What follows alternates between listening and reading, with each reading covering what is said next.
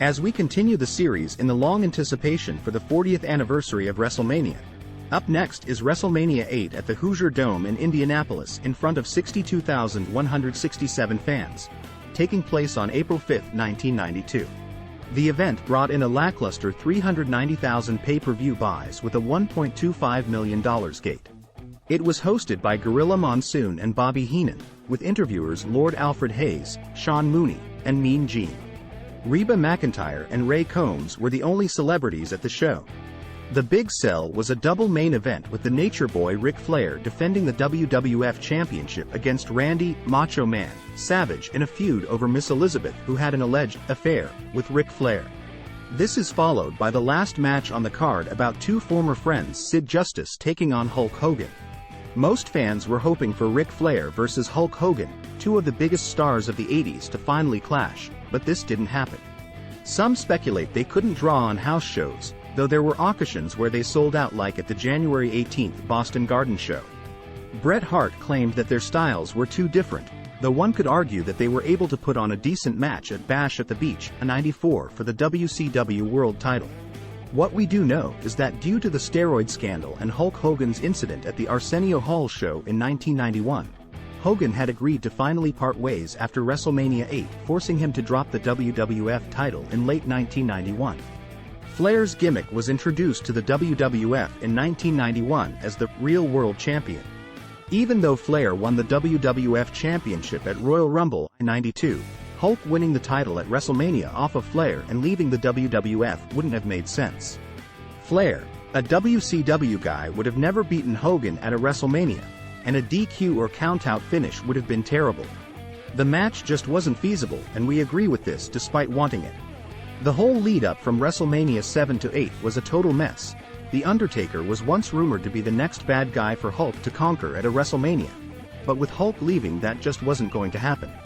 Sid Justice was brought in to replace Hulk down the road, but after his short injury, his passion for softball, his desire to quit after the Rumble, and preference in being a heel, there was no way he was going to get that spot. Other than Piper vs. Bret, WrestleMania VIII was a weak card overall, with a total of 9 matches, much less than previous WrestleManias. We attempt to make this a stronger event, with a card that would be worth the while and actually having more matches. Also, Hogan would not be in the main event, but would be part of an interesting storyline. Shawn Michaels vs. Sergeant Slaughter in a singles match. As much as we would have loved to have seen Marty Jannetty, he was legitimately suspended by the WWF after his arrest. Instead of Tito Santana, we would have Shawn confront Slaughter at a February episode of Primetime Wrestling, which had undergone a new talk show format. Slaughter continues to talk about his love for America, and Shawn confronts him with Sherry, telling him that once you betray America, you don't get a second chance, and that Shawn's more of an American than Slaughter could ever be. Michaels plays off as an annoying heel who is technically right, taunting Slaughter on TV constantly about his dark past, and as it has been leading to the match. Shawn manages to get in a roll-up, using the tights, for the win and upset. Big Boss Man vs. Repo Man in a jailhouse match. The Repo Man becomes more of a robber, making this a classic cops vs. robbers match. He steals so much that the Boss Man finally takes action against him, believing he isn't into repossession but theft. Boss Man gets the win, and Repo Man is arrested and is later taken to jail that same night. The Bushwhackers vs. the Natural Disasters in a tag team match. Here, the Natural Disasters are still heels, and in a sort of rematch from SummerSlam, this time they get involved in antics by the Bushwhackers over the past few weeks, leading to the feud. The Bushwhackers win by countout when Typhoon gets left behind on the outside. The Undertaker vs. Sid Justice in a singles match. Rather than have Sid turn heel earlier that year, we would have a double turn happen at WrestleMania, with Taker turning babyface and Sid turning into a psycho. Taker was the one who helped Flair eliminate Sid at the Rumble instead of Hulk, leading to the feud. Taker was already over with the fans, and this would prove to be a good opportunity to turn him face at WrestleMania. Sid uses every heel tactic on Taker despite being a face, even landing a powerbomb twice only for Taker to get back up each time and gain the respect of fans. Sid snaps and takes out the referee and several WWF officials who rush out to stop him. Another referee runs out after Paul Bearer pleads for the match to continue. Taker manages to get in the tombstone just in time for the pinfall win. Hulk Hogan versus Papa Shango in a singles match. We would give Shango an early push and would make Harvey Whippleman his manager. Early in January, we would have vignettes of Shango putting a curse on Hulk Hogan using his merch like the wrestling buddy toy. Shango comes out at the Royal Rumble and curses Hogan, who was among the final four but would twist his ankle and is unable to continue. Harvey reveals that he had brought Shango to end Hulk's career, and so far it's been working since he cursed Hulk to lose the WWF title months ago. Heel managers and commentators like Heenan, Hart, Genius, and Sherry all back Harvey's supernatural intent against Hulk.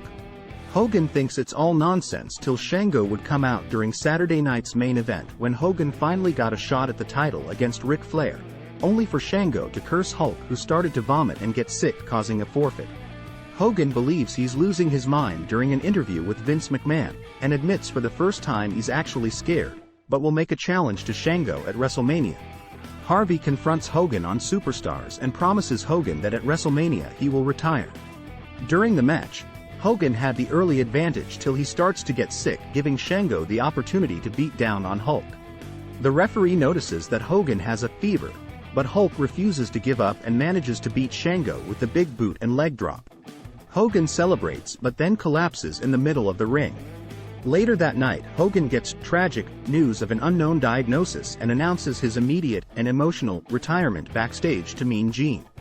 He may have won the match, but lost the war. This would make Shango a dangerous and monster heel in the coming months. Tito Santana versus Rick the Model Martel in a singles match. The feud goes way back to WrestleMania V, with Rick betraying Tito. Late in 1991, Rick would try to get Strikeforce back together, making a plea to the fans of all the mistakes he made, and begs Tito for forgiveness all those years ago. Even though fans know it's a ruse, Tito accepts him anyway, and they bring back Strikeforce. There is no El Matador, and Tito even tries to convince fans that Martel has really changed. Unfortunately, Rick betrays him anyway, and we finally get the pay-per-view payoff fans had waited for years between the two, and Tito is able to win with a crossbody pinfall off the ropes. Money Inc. C. versus the Nasty Boys for the WWF Tag Team Championships.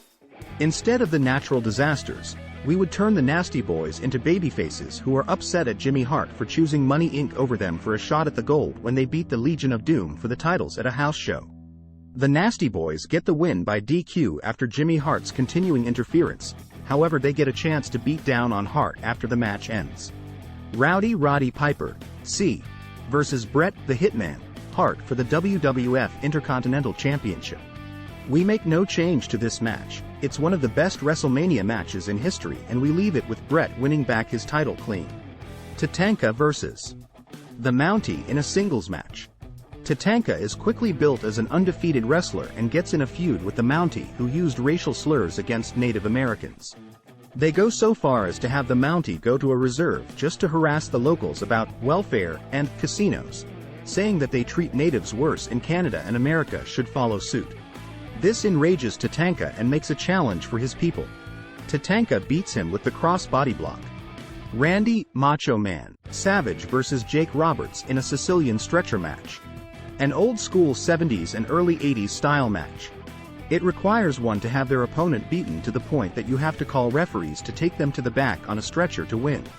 The feud started back shortly after Savage's wedding, when Jake gifted a cobra and threatened Elizabeth. This was followed by the infamous snakebite incident on Savage and their first match at this Tuesday in Texas. We would continue the feud with Roberts continuing to harass Elizabeth and Savage, leading to the most violent match of the era that President Jack Tunney declared it unsanctioned. Savage and Roberts gave it their bloody all, with Savage using a ring bell from the top ropes twice as a callback to him injuring Steamboat years ago, to call out the stretcher and win. Shortly thereafter in storyline, Elizabeth files for separation as they claim Savage preferred violence over his health and his relationship, even as she tried to stop the match numerous times. The Nature Boy Ric Flair, C. versus the Ultimate Warrior for the WWF Championship. Vince McMahon had suspended Warrior back at SummerSlam '91, but makes a deal early on by bringing him back to the Royal Rumble when he makes a surprise entrance to a massive pop. Warrior eliminates himself when he chases Mr. Perfect, who became an entrant but didn't wrestle, to the back after being close to throwing out Flair. Flair won the Royal Rumble and the title, and this sets up Warrior's comeback for the strap. Despite outside interference from Mr. Perfect, Warrior triumphs and wins the WWF title for a second time with the Gorilla Press Slam and Splash finisher. Alternate main events. We would have Sid win the title at the Rumble and drop it to Taker, while Hulk vs. Flair would happen but for the so-called Real World Championship belt. Hulk would win and destroy the belt in the middle of the ring to declare there is only one World Championship belt in the WWF. What did you think of this card?